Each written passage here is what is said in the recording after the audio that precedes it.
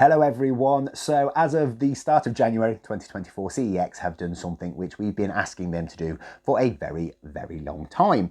They have changed how they price their retro games. And by retro, I'm referring to the 5th generation before, PlayStation 1, N64, and the majority of the console games before that. They have changed their pricing to now include with and without manuals. Fantastic, something we've been asking for a very, very long time. Brilliant news, I hear you say, but I'm sure we're all aware by now there is one small aspect of it which has sort of left a sour taste in our mouth. Not quite what we were expecting, and that is the markup percentage that they have put on their games that come with a manual. Now, a couple of people I spoke to said that they thought they would drop the price on the ones without manual from the price they had in 2023. I think that's very wishful thinking, positive mental attitude, God bless you all. No, they were never going to do that. They don't care if it comes with or without a manual. And one thing I would start by quickly chucking in there, I don't think this is as a result of listening to the retro game community and people's complaints and making a change because of that. I think CEX are a business, and I am pro CEX around here. It's one of the reasons I'm thought I'd just make this video, because CX are very prominent on this channel. If they were to disappear one day, wake up one morning they're off the high street, I'd be absolutely gutted, relying on quite heavily for what we do. So, and I kind of understand what they're doing here, which we'll get into, so it is what it is. The problem is the increase that they've put on the games with manuals. I expected it to be around 15-20% increase. So by that I mean a game that cost £10 would cost £11.50 to £12, something like that.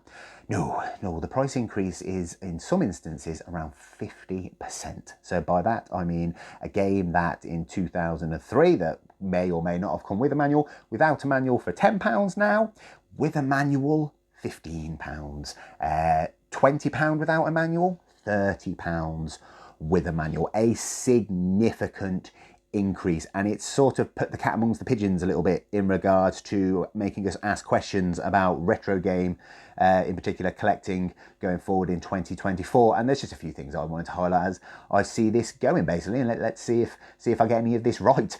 So first things first, hunting, going out and finding video games the way we do. I think finding retro games is already difficult as it is.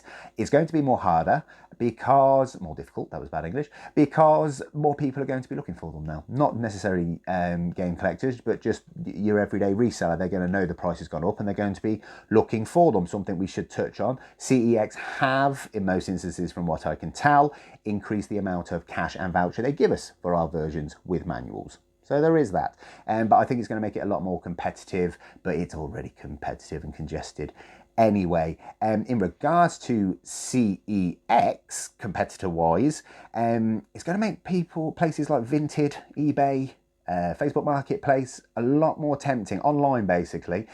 Interesting to see whether they increase their prices to match. I have no doubt we're going to see manuals absolutely flood eBay and places like that, and Vinted. People are going to sell them separately because there's now more money in them. There was a little bit before. Now it's pretty much substantiated that they are worth money. So we're going to see a lot more of those on eBay. Interested to see whether people start going from CEX to use Vinted and things. I think with the CEX voucher and credit system, not so much, but it would be interesting to see in the short term, especially, you know, how much cheaper they might be on places like Vinted and things. So there's that. Independent game shops and conventions. This I'm going to find very interesting. What are they going to do? Are they going to match CEX? Because let's face it, whether we like to admit it or not, CEX are very influential on setting prices in the UK market. And it's quite obvious. How many times do you go to a gaming convention or independent store and you hear the words CEX charge this? CEX would give you this for it. It's just the way it goes. Or you stand there and you see someone quickly whack out their phone, whack out the CEX app and see what CEX charge. It's just the way it is. So it'd be interesting to see if these independent stores follow suit and increase their prices, and I wouldn't blame them. I wouldn't blame them, to be honest with you. Or whether they stand by and say our prices are already fair, making them a much more appealing option to those people that they're available to. I don't really have many of them around me, unfortunately, but very interested to see what they do. The most interesting thing, I think, is what's going to happen in the next couple of months with CEX. So I think basically what they have done here is they have looked at their costs. They've kept the games without manuals at that price because they know they can sell them at that price because they're not bothered if there's a manual with them or not. If we do not buy them, They will either reduce the price further downwards to make them more appealing to us as collectors, or they will stop taking them without manuals entirely. And that's very interesting. And I think that might be dictated as well by what we do with the versions with manuals. I think the increase is because they are shooting high instead of low, which again makes sense. They don't know how much they're going to be able to get for these manuals because their pricing before was set and competitive. Now they've basically turned around and said, right, we need to start charging a bit more for these manuals because these people want them, these collectors want them, there's money in them, there's nostalgia in them, there's money in nostalgia. Where should we shoot? And they've just shot high, 50% increase. And I think what's going to happen is, and it comes down to us, consumer is key on this one. If we buy them and that is what they are worth, that is what they are worth, and that is what they will remain at. If we do not buy them and their sales figures drop, the price will drop until they hit that sweet spot, finding what these games are worth. It is simple. It is basic. Shoot high, don't shoot low. And they are not going to do that quickly. They are going to wait. They are going to wait for their analytics that come back to see what their sales figures are like. Those games that are selling at the price they are currently at, these 50% markups will remain at 50% and go upwards. Those that are not selling will take a small decrease and probably continue to take a decrease until they hit those sales figures they are after. It is basic. We can't blame them for doing that. It is a business. It is how these things run. I could blame them for shooting so high. That's taking the Michael a little bit, and it's very high, isn't it? It's so high, it's off-putting. And that is the problem. That's why I'm doing this video. Otherwise, it would just be a happy days, we got what we wanted, carry on. But it's so high. It's a slight. We need to give time. We need to just not lose our collective and just wait and see what happens.